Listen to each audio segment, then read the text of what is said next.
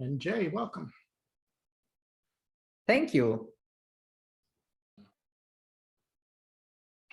Cool. Welcome everybody to the September 28th Identifying Security Threats Working Group meeting. I will be your host. If you guys haven't put your names in the meeting notes, the doc is linked from the meeting invite. I'll try to fill in anybody that doesn't have it for whatever reason. On the agenda today, first up, and this can take as long as we need, is the metrics dashboard SIG proposal from Azim, Nirav, and Jay. I don't know who would like to kind of steer, but the floor is yours, Nirav, Azim, and Jay. Yeah, sounds good. Yeah, thanks everyone. 1 second. Share my screen. All right, this is my first call, so let me introduce myself a little bit. So my name is Nirav Patel. I'm with Linux Foundation, working as a CTO, working on a couple of open source initiative. We're building a platform for engagement, aggregation, and collaboration. So this is a part of one of the effort. So wanted to highlight that on it. Going back to the agenda on the metrics dashboard. So this is something I've put together with David Wheeler and Azim and Jay and others as well, about having a common interest, right? Basically creating a special interest group around the metrics dashboard. It's nothing but like having a public platform. Of course, it's a vendor neutral. Objectives around the risk assessments and focusing around maybe top 100 repositories or top 10,000 repositories as a part of MVP. So yeah, we just wanted to highlight that. I don't know if all of had a chance to read through the proposal because I don't want to go in detail because I would like to keep that open as more for the discussion versus I read through all of that. So that was the one agenda. And then I also proposed like how it's going to look like for next 3 months. Again, this is something me thinking how the 3 months is going to look like, open for suggestions, is like first is SIG formation. Clearly define what the MVP is going to look like, who are the users, what are the problems you're trying to solve, what benefit the solution will provide it, right? Map out all the user workflows and come up with like some sort of like a clickable mockups where everyone think that, okay, yeah, this is going in the right direction, or this is how we're thinking, building a roadmap, and then we talk about the technical details, architecture, tools, and whatnot. So more in like, so these are some high level 3 months objectives that we're thinking to achieve it with this group. So with that one, like I want to pause here and want to deep dive on any of the areas that you guys are interested in or want to talk about.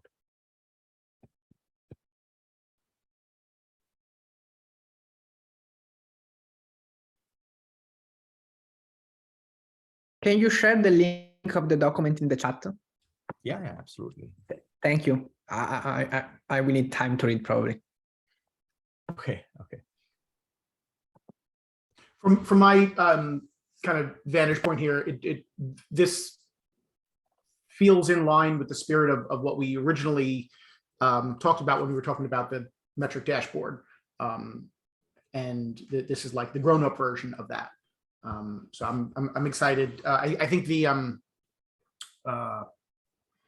most important points in this is like, so the current so we have two,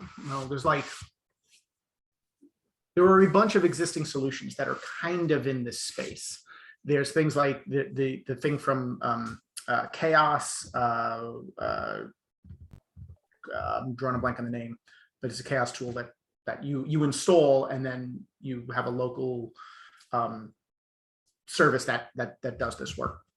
There's the metrics at OpenSSF, there's LFX security, there's deps.dev, and so all of these things kind of have different different scopes, different, is it public? Is it inclusive versus kind of exclusive in terms of like, the types of projects? How deep does it go? Is it authoritative? Is there an API? All these things. And I think that there's room in the space for like multiple different projects to be, to take different stances on that. I'm not sure what our stance should be on this. So I do think that the initial like phase, that like second bullet, I think, that you had, yeah, that one, like being crystal clear here, and it doesn't need to take 6 months of like doing this, but being clear with like, what is this thing and what is this thing not, I think is important. And then seeing, as you said, like if this is something that resonates and whatnot, because I think some of those decisions will have drastic architectural ramifications, in terms of storage and processing and all this stuff, and we want to be just go into it very intentionally. So that was my first thoughts on this. Yeah, I think I kind of agree with you as well. So yeah, I think the main idea is really like help us defining the MVP, helping us mainly around. I was talking with the Zim, is like we've been talking so many other things, but what exactly MVP is going to look like? Let's define it properly and work as a group. I think that is where would be a good start, I would say. Yep. And then, yeah. I would, and then I'll stop talking, but I would suggest that as well, while it's important to define the MVP, I think it's equally important to define out the, like, what does this look like when it's done? When it is like, when it skips over to maintenance mode, like what does that really look like? Because I think if the MVP vision is like, it's something, that's not really what people are buying. People are buying the long-term vision, and the MVP is just the stepping stone to make sure we're not completely in the opposite direction of what they want. So yeah, it's important to have that vision, and maybe even to have mock-ups of what that vision, like what we, sell it, like, this is what the Cadillac version of this looks like, or would look like. I'm sorry, Azim. No, I just wanted to plus one what Michael is saying. So one suggestion I can give here is this is a framework we very frequently use, even in some of our products like Scorecard. So we basically call it mission, vision, strategy, roadmap. I think it's a framework that kind of really helps us say, like, what's the exact problem we are trying to solve? What would be the ideal state of the world if we solve this problem? And like, how is this solution that we're proposing helping us solve that problem? I think probably having just like 1 or 2 liners defined here and having like just a few minutes of brainstorming here will probably help us get some of those answers that Michael is looking for. But yeah, I agree. I think this would be useful before we start defining MVP. Okay. And I'm sorry, I put my hand up. I just, I also want to encourage us to view this project as something that is never done, something that should be designed in such a way that we could take the most advantage of volunteered resources. I think we'll be able to find, paid resources to work on things as well. And so it's important to prioritize the paid work appropriately so that we're getting to MVPs, we're getting to stuff that matters and can show impact, but to also design it in such a way where if there's other things to feed the data lake, people can contribute those from the side, and we can decide whether the data lake has room for the output of those feeders. We should look for ways to actually replicate the data lake to other places so people can consume that on their own as well, and then have a default view of what's in the data lake as presented by a single website, but have as much flexibility through that as we can. As an open source project, I think it's kind of on the SIG to balance everyone's interests, but also get the most of what everyone has to bring to the front. So I just encourage us to be pretty late binding with a lot of this stuff if we can be.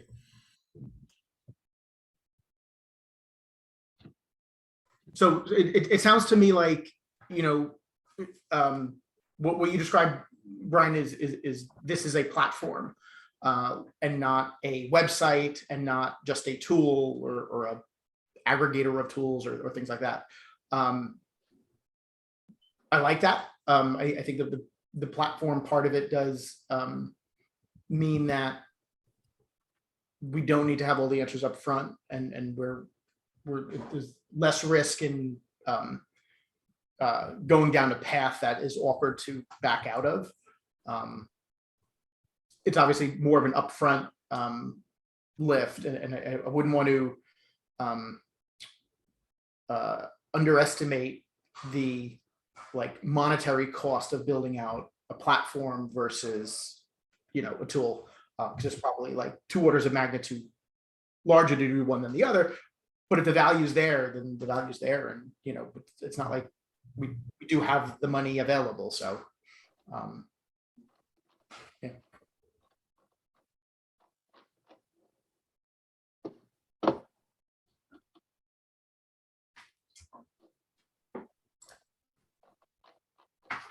How about this? Does anybody on the call think this is a terrible idea and that we should be like just doing something completely different?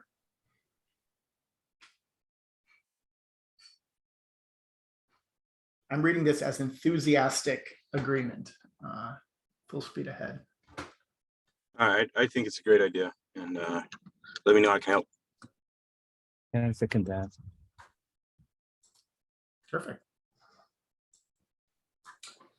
Okay, so Brian, a question for you, and I should know the answer to this, and I'm sorry that I don't, but what is the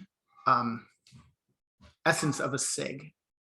Like it's a SIG is a defined thing in OpenSSF now, right? Or are we using SIG very loosely? It is. It's basically the fundamental unit of community. It's okay. So a work group is a SIG, right? So the taxonomy goes, you have the tech, working groups, and you have technical initiatives under the working groups. Technical initiatives can either be software projects that are very clearly about, let's just build open source software and be kind of, you know, things like SigStore. Although you can also have that at the top level reporting to the TAC, which is what SigStore is. You can have eventually services and specifications communities, and then you have a SIG for kind of everything else. And I think a lot of what's today kind of informally chartered might get more formally rechartered as a SIG. That's my read of kind of the recent changes to governance. I don't mean to overweight things, but I think the expectation is that a SIG is accountable to a working group, or in rare circumstances upward to the TAC, but I think usually to a working group. And then being accountable has like some reporting cadence and that kind of thing, but is otherwise, you know, its own meetings, its own kind of agendas, and if it's you know, aligned with a part of the mobilization plan, that we find some way to get things that come up in the SIG funded as a part of the plan. Right. Perfect.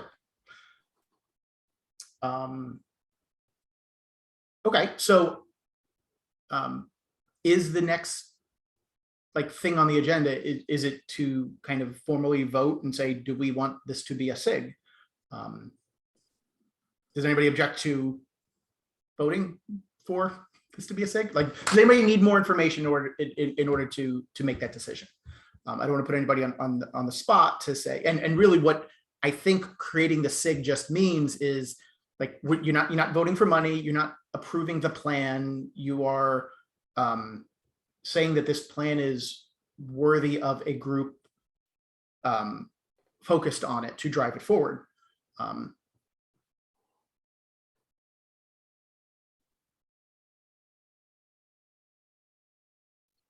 right, I think that's the next step, yes. I think the question is, who can vote on that, and how does a vote get recorded and consensus achieved and that sort of thing. And I think your question of, is anyone strongly opposed to this, is a good one.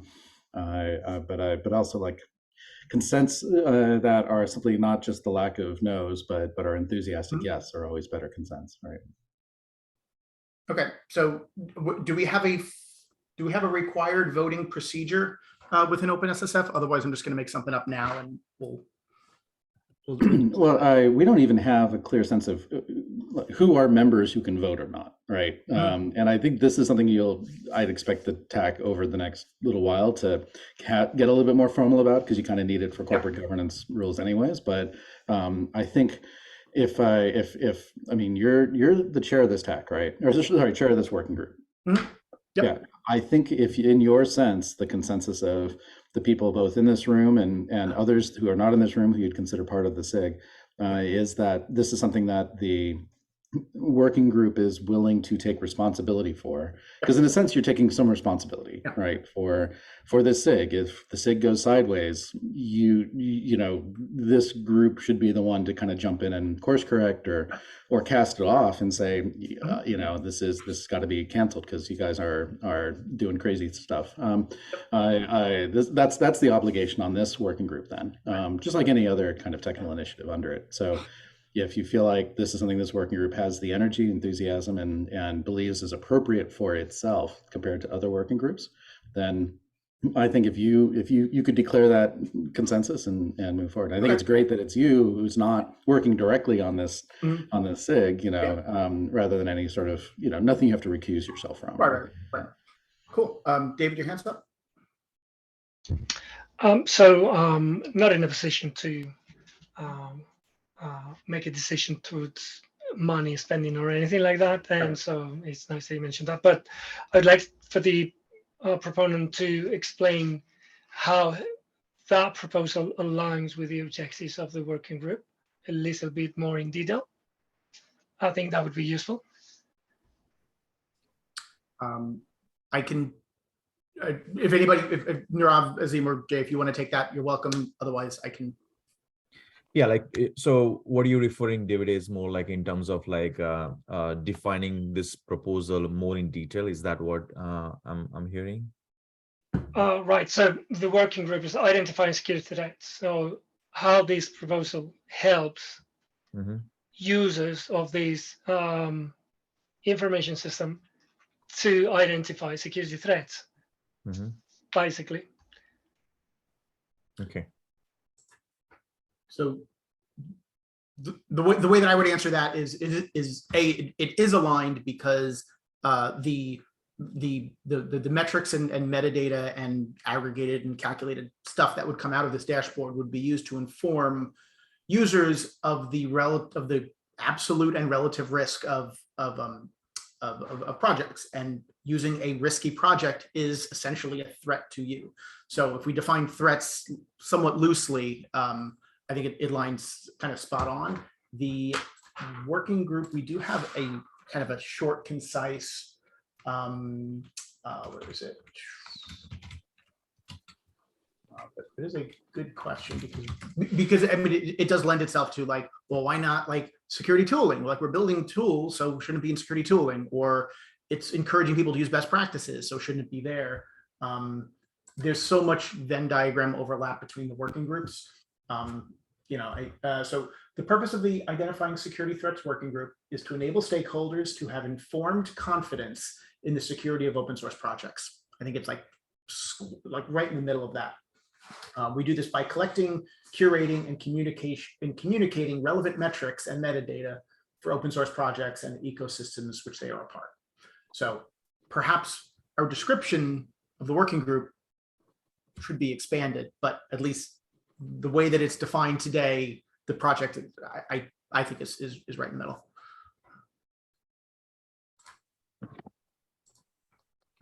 And my camera broke. Cool. Azim? I'm sorry, David, is that a reasonable answer? It is, yes, thank you. Okay, cool. Azim. I was just adding a bit more context to what Michael was saying, which is that I see this dashboard as a way to evaluate open source dependencies, which like Michael said is like probably like falls in between in going further and saying identifying security threat. So I mean, in that way, in that sense, I see it aligning here in the working group. Yeah.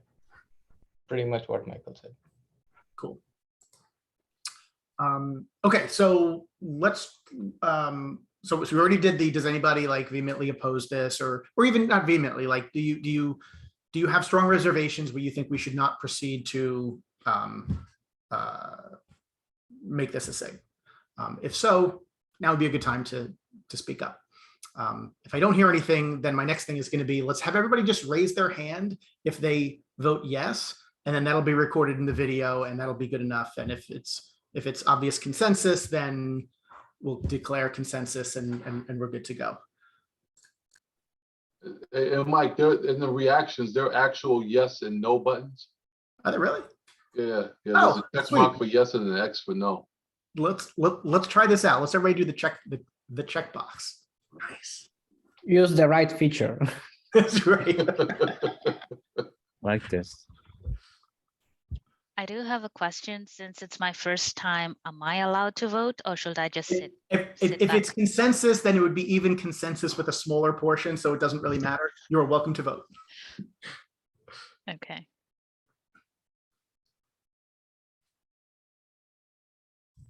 Yeah, and I think Zoom has this feature where it times out your thumbs up, so that's why some are disappearing. Very helpful, right? Okay. But What I'm lots of check seeing. marks. Yep. So I'm seeing consensus. So Nirav? I'm sorry, but I'm not able to find that yes option on Zoom from. It's fine. I'm just saying. So let me try. Okay. Yeah, we are experimenting. All right. Found You it. got it. Nice. Okay. So I see practically unanimous consent here. So let's declare this. So actually, I should be careful. The of the folks that attended, there is clear consensus. We'll create the SIG. I will open this up on the Slack channel for folks that couldn't join this meeting. If they had other things, I'll invite them to watch the meeting and read the doc and comment if they have issues. But other than that, I think, Brian, do we need TAC? We certainly need to inform TAC.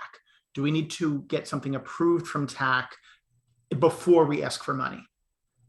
Well, separate out setting up the SIG from how things that emerge out of this SIG might get funded. You have the agency as a working group to say yes to new technical initiatives of all sorts. As a courtesy, you might want to let the TAC know when you voted to accept them in. But I put aside the question of funding for things until we've identified things to fund. Okay, perfect. And then, so now the other most important question is we need a lead and some co-leads for this SIG to drive this forward. I think the proposal suggested both Nirav and Jay as co-leads. Or maybe that wasn't in the proposal, but I think that's implicit. And Nirav and Jay, I was just checking with you as well if that's. Yeah, that's where it's aligned. Yeah, that's what we landed on last meeting. And are you both good with that? And does anybody object to Jay and Nirav being co-lead? I feel like I'm Robert's rules meeting. Robert's rules of order. Robert's rules of order. I think it'd be awkward to object to individuals on a public call like this. So I think we have to leave space for people on that. And if anybody objects, just ping me and we'll chat. Yeah. But other than that, let's consider this SIG formed. Nice job, everybody. And most importantly, if you want to join this SIG, please let us know. And we'll make sure that, in addition to getting the meetings of this SIG listed in the public calendar, we should probably post to this working group's email list when we have those meetings set. If anyone else wants to just especially make sure they're plugged in, let us know. Yeah, I'll join the SIG. Fantastic, thanks. And we should get a Slack channel set up. Or did we set one up for this SIG before? I think we did. We do have.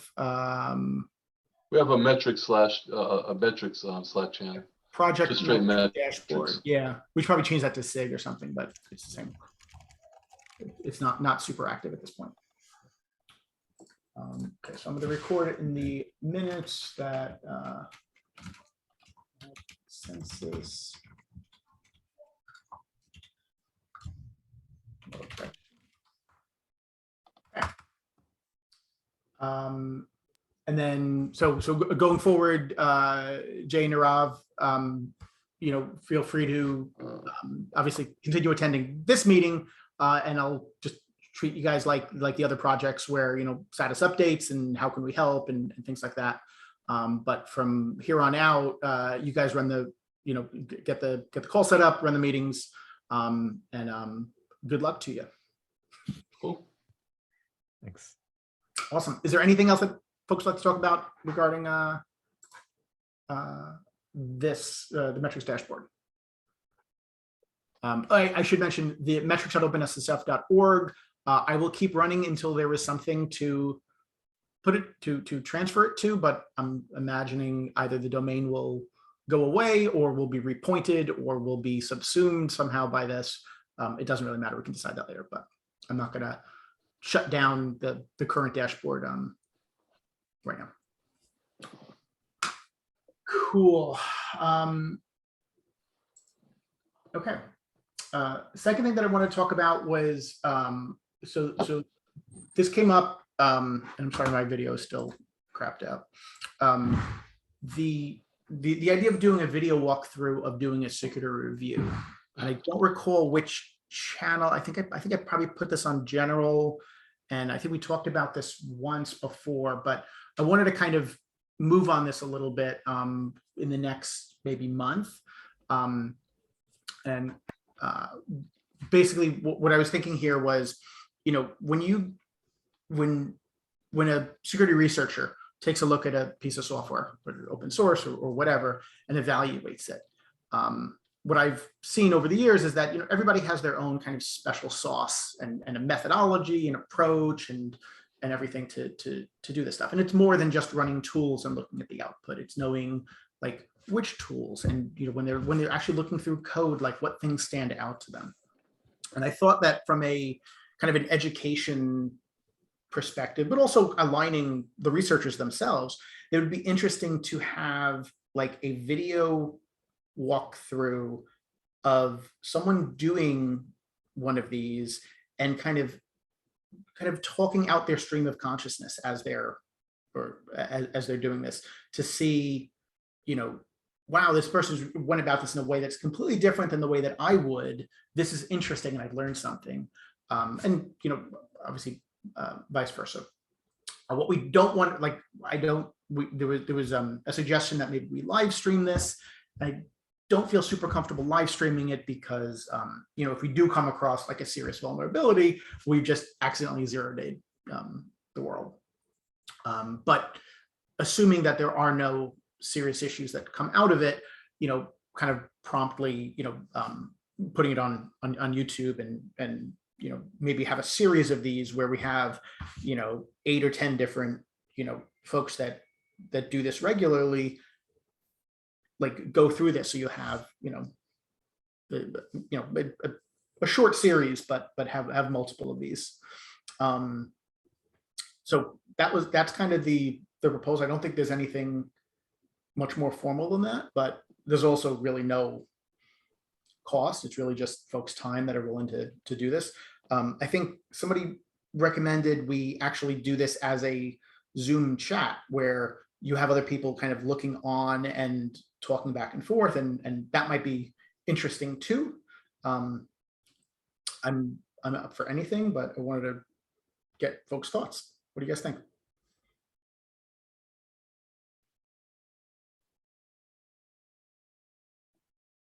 Does anybody think this is a terrible idea? Oh, sorry, David. So we do something quite similar as our usual threat modeling activities at Red Hat.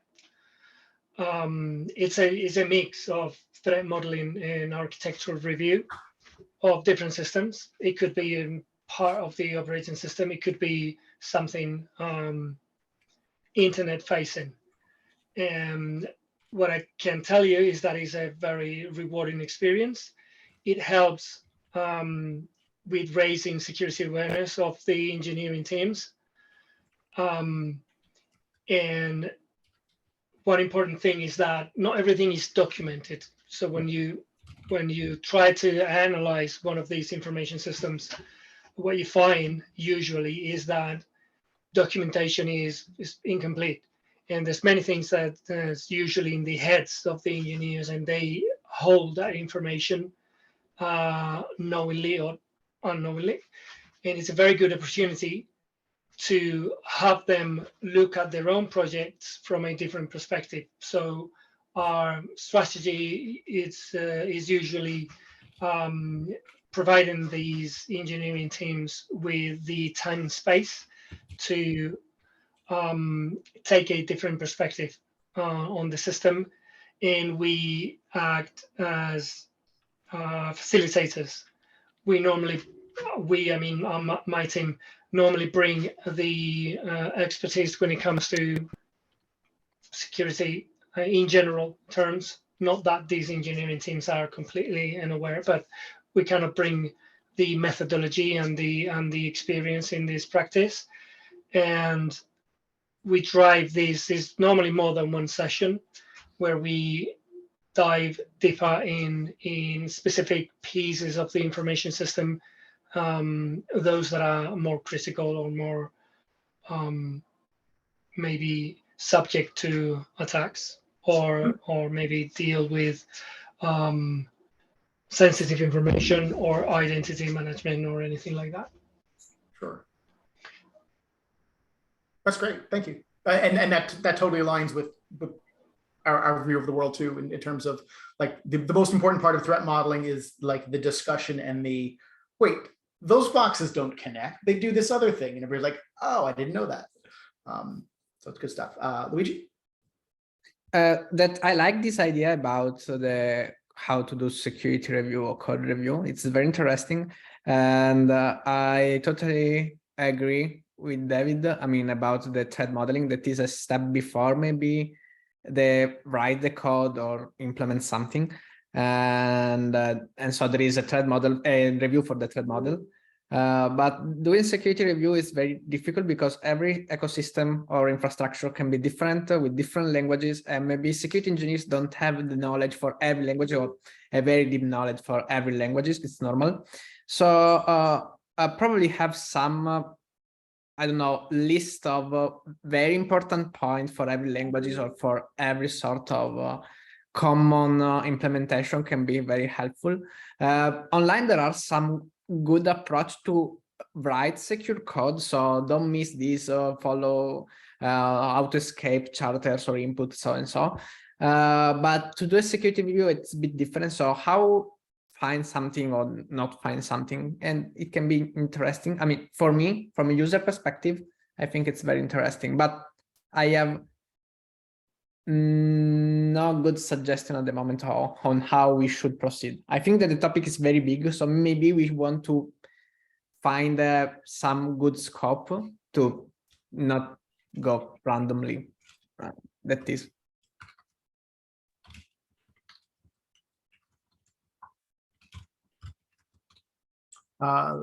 Munawar?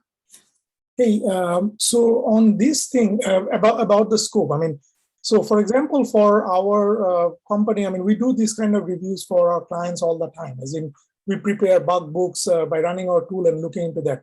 It can also be done by, for example, using the Docker image that you have prepared and looking at things that we found. And then yet another approach is what David was suggesting, which is looking at it from a threat modeling point of view, architecture point of view. So there are many ways of doing this, as Luigi was mentioning, scoping it out and perhaps like create some episode arcs. Like let's imagine, instead of like just discussing about the vague concept, we can talk about like maybe 10 episodes and then what is going to be covered in each of them. And then we can start working into that. That could be one way of like concretizing things.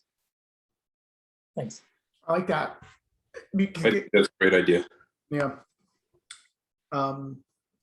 So just clarify, when you say episode arc, are you thinking like for a given project, we have one episode where it is focused on threat modeling, perhaps with the maintainers in the room, and another episode, it might just be like run these types of tools. Another one might be like setting up fuzzing. Another one might be reviewing the results of fuzzing.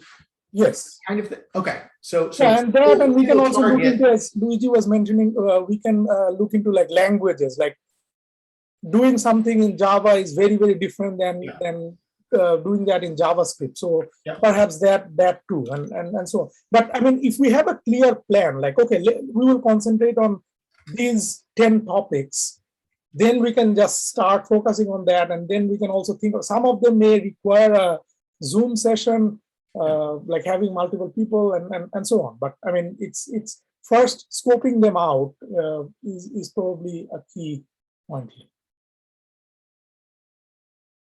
That's really interesting.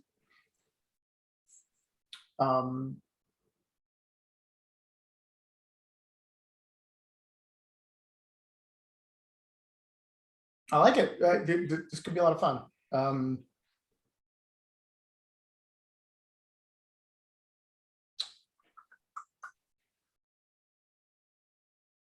I don't know. I don't have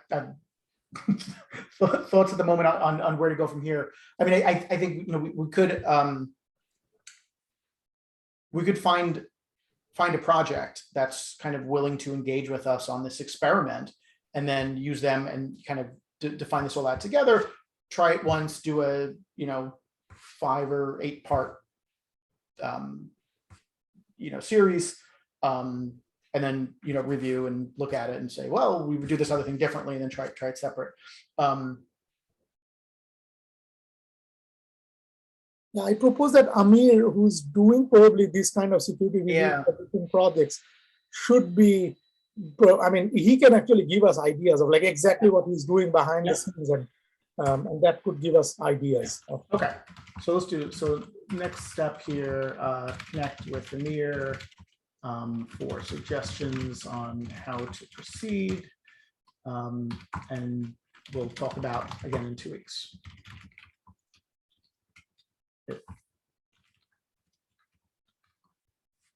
David? Can I suggest that we do this with the project that we just approved? I've been in the tradition of eating our own dog food. That would be showing how a project, I mean, I don't know in which stage, that is probably in design phase at this moment. And it is going to have some assets deployed somewhere. There's an architecture to be designed, and it doesn't really matter that the project is not too complex or anything. It's actually probably a good thing, because it's going to be easier to do a threat model. It's going to be simpler to show how that could be done on a less complicated piece of software. Yep. So so I think we're months away from code on that. We should absolutely do that. If we wanted to do something before that, so I did a kind of a test run of this just myself, with just none of the threat modeling stuff, but more just kind of a code walkthrough and run tools against a really small NPM module that I figured would take 15 minutes and be done. And after I stopped the video, I realized I'd been talking for 2 hours, and it was like, there wasn't a lot of like empty space in that. So I was really surprised at how even maybe 1,000 lines of code could generate a lot of work, I guess. So we could also start with very simple projects, is odd. I mean, even, and do things like that to kind of experiment out on each of the different, play around with threat modeling, where, before we bring it all together with one project. But yeah, we should absolutely dog food this ourselves. Really on anything that we do. I mean, well, why not do this on Scorecard, or I don't know, pick a project. Or we could do it on the current metric dashboard, but do it on anything. Yeah. So okay. So let's connect with Amir. We'll talk about this again in 2 weeks. We'll just keep moving this one forward. Wonderful. All right. Let's see. For the next part of this, we have the normal project updates. So we have security insights. We have the virtual maintainer summit. And Munawar, I feel so horrible. I am like literally like if I look up, I see nothing but like unread emails above me. So I know I owe you a response. I promise I'll get your response today. And I think the answer is like, yes, I'll be on the steering committee and all that, but I wanted to give you a more precise answer. But so virtual security is a virtual summit of OSS maintainers. If you want to talk about that. What else? Office hours. I don't see Marta. I think there was a while we're talking, I'll look to see if there's an update for office hours, and then assimilation. I haven't made any progress on that. That one's just kind of lower priority. I did not get a resounding like yes from the security response mobilization stream folks. So I don't want to spread things too thin and not be able to make progress on anything. So I think assimilation, I'll wait another month or two and then maybe pick it up in the new year on how we want to proceed there. Assimilation was the open source SIM where we monitor the ecosystem and look through metadata and then actually alert out when there's backdoors found and things like that. So I think it is important. It's just it's probably more than what we can do with kind of volunteer efforts at this point. So Luigi, Security Insights, anything from you? Yes, I have opened a pull request after that you tagged me in that Twitter thread about people that maybe don't want to receive pull requests created by bots or in an automated way. I think this can be the last pull request that can edit the security insight schema without changing the versioning. And next step, I would like to improve the Python script because I can, so it's not a big issue. I just need to find the time to code. And my question is for you. I think that the first version is ready, definitely, and I would like to start to open issue or pull request. I need to define this approach in some open source project to ask people if they want to implement it. I can also create the security insights for them, because if the project is open source, probably I can collect every information. If the maintainer want to add more information, of course they can. And of course, the pull request is approved, reviewed, and merged by the maintainers, not by me. But my question, so I have some questions. One is, I can start to open pull request or issue in open source project asking people to implement or to add the security insight, explaining what is the project, of course. And the second question is, I can do it as OpenSSF or just as Luigi that want to improve the security. And the third question is, I need to, if I can start to do this, I just start from my own list of open source project that I know or something similar, or I can use the alpha project list. So I can start to open an issue in the alpha project. Maybe we can present the project in a meeting, I don't know, to the maintainer of the alpha project, asking if they want to have this YAML file in the repo. How you suggest to proceed? A lot of questions, I know. That's a hard one. I would say carefully, but that doesn't really help.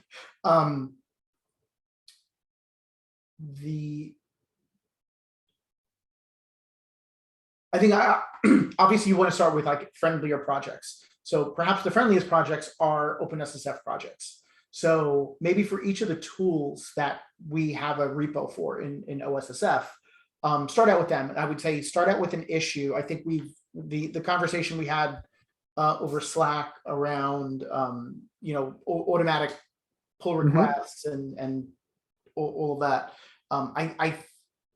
I think we had, I don't know if we had enough people on there to declare consensus, but it seemed like opening an issue and saying, here's a thing, are you interested?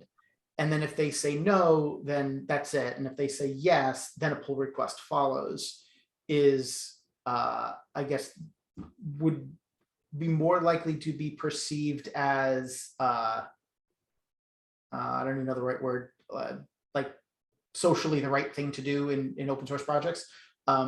So I would suggest doing it that way and not just landing a pull request.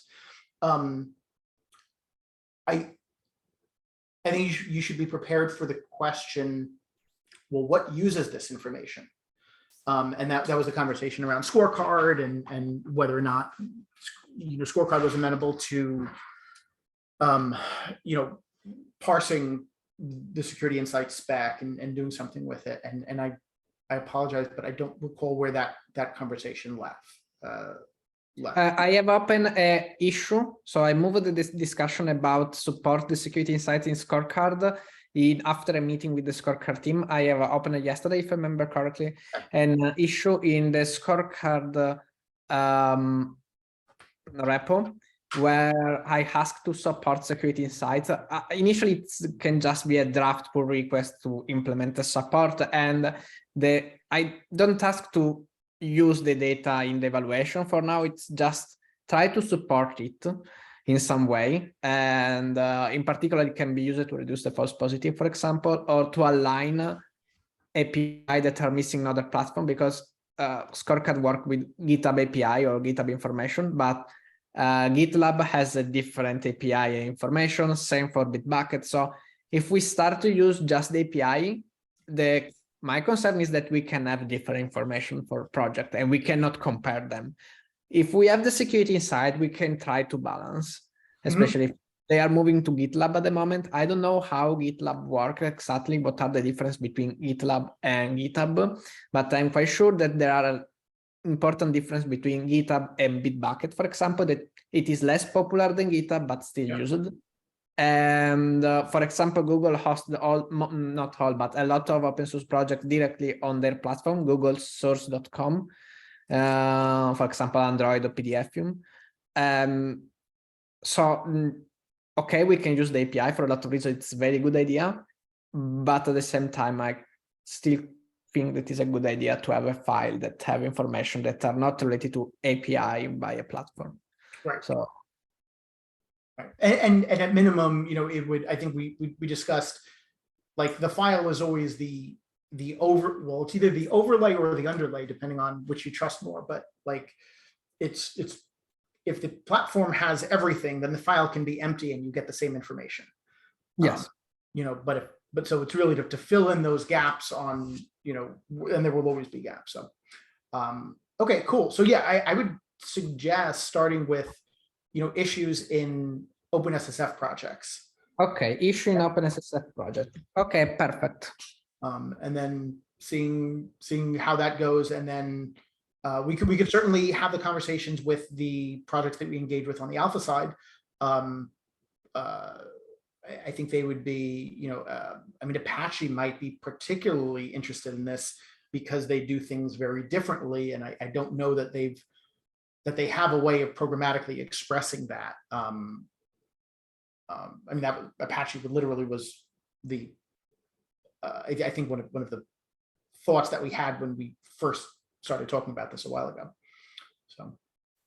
Yes, and I don't know if it can be helpful, but it's definitely different. Security Insights have more information. It is a YAML file, so it's required time, at least the first time, some minutes to write it. Yeah. But I think that the challenge is quite similar to security.txt. So convince people to add a file in your website with some security information, and it's similar to convince people to add a file in your repo with security information. So I know that Ad Overflow is in the Slack. Maybe we can ask them how they proceed to convince years ago people to add security.txt. That it is, of course, easy, an easier file, the security.txt, but the challenge can be interesting. And yeah, did we ever? And I keep apologizing for not knowing things. The security insights, because we were going to do like a wizard web thing that could help you create. Yes, I am definitely slower to write TypeScript, but I don't think it is so difficult to create a client side that can do this. Okay. So the point is that I can ask in Slack if there is some JavaScript / client friendly developer that can do it. It should not be so difficult, honestly. So I can try to prioritize this. Sorry. No, sorry. So I spoke with Luigi last week or 2 weeks ago, right? We had a long meeting about like how we can probably integrate it. Like we were also experimenting with this, like automated pull requests and everything, and how this can be integrated in the workflow. At that point, we were also discussing about the wizard thing. So like when, I need to discuss this with Michael as well, as in like what we should do as next step and so on. But once we go ahead, I mean, we can help Luigi, you to like basically create that wizard and so on, because that's kind of, it kind of fits into the whole big picture of things anyway. I agree. I mean, a web client wizard can help a lot. Has a developer to just to simplify. Is the what's it called? The security reviews quick start wizard. Like, is that 90%? Is that essentially what you want? Let me find what I'm talking about.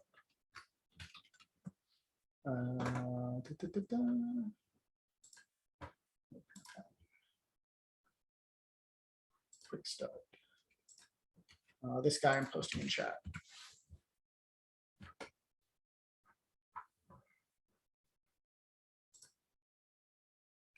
I want exactly this. Okay, so that is literally a single page HTML. There's no weird magic. There's no back end. You hit generate and it gives you markdown that you can copy someplace else. Exactly. So if it's just that, just this. No other question. I mean, I want just something that you check the box or you add the link or the information. The client does some check following the schema. In the schema, there are also already the rejects, so it's not a big issue. And the client print a well-formatted YAML stop. Cool. Okay.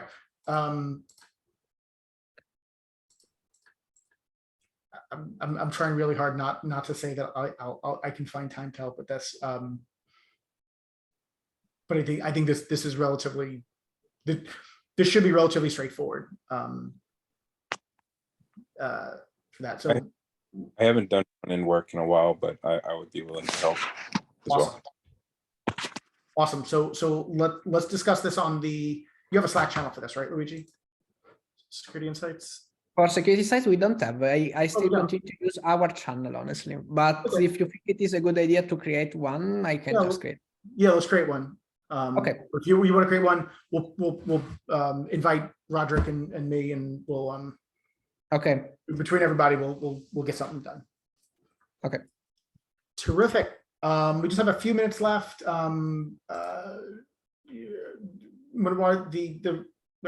Yeah, let me just quickly 1 minute summary of what. So Alex was supposed to do this, but he had to leave in a call, so he asked me to do this thing. So we have been meeting for the past 3 weeks. We have created a basic. So we were talking about the scope, like whom to invite, and so on. We were also talking about the format. It's not that we have a consensus yet, but we are getting there. we were also more kind of a little bit of a confused of like, for example, like whom to go for budgets and everything. That's why I approached you like regarding a state of the committee and so on, because we wanted people who are more involved with the Linux Foundation and OpenSSF. Then what happened was last time we met David Wheeler, he suggested that Emily Fox be joining in our group. And she has been, I mean, she does this kind of conferences a lot and she's an expert in that. So she has been very helpful.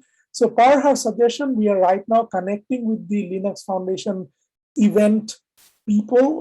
We have a couple of contacts, so we'll be basically executing it through them. So for now, the plan is to just create a program committee as we had, like the three of us, perhaps Emily involved, maybe you if you're interested. But yeah, I mean, keep it simple. Let's talk with the events guys and figure out the logistics. The plan would be to perhaps do a small virtual version in the next 3 months, 4 months horizon, and then perhaps have another in-person version when the next year's OpenSSF Day, which I think is in June or something. I mean, so at that particular point, we can have an in-person version. That sounds awesome. Sure. Yep. Perfect. And yeah, and I mean, even if you wanted to do a like a really small test pilot one in, I mean, if it makes sense to do it in, kind of early December, great. If not, New Year's fine. But like, have that be like 10 people, and then have a one that's, because I think if it's below a certain size, you don't have enough like cross-pollination to have it be useful, and have one with I don't know, 50 people in like March or April. Between the people who are involved, I think we can easily get solicitation from it or participation from even like just personal communication. We can actually guarantee participation of like 10 or 12 important projects in very quick time. So we can probably try that. Perfect. This all sounds awesome. Thanks. Terrific. We're just about out of time. Is there anything else anyone would like to bring up or anything? Otherwise, I will give you 0 minutes back because it just hit 11. Awesome. Thank you, everybody. I appreciate you being here. See everybody in 2 weeks. Bye-bye.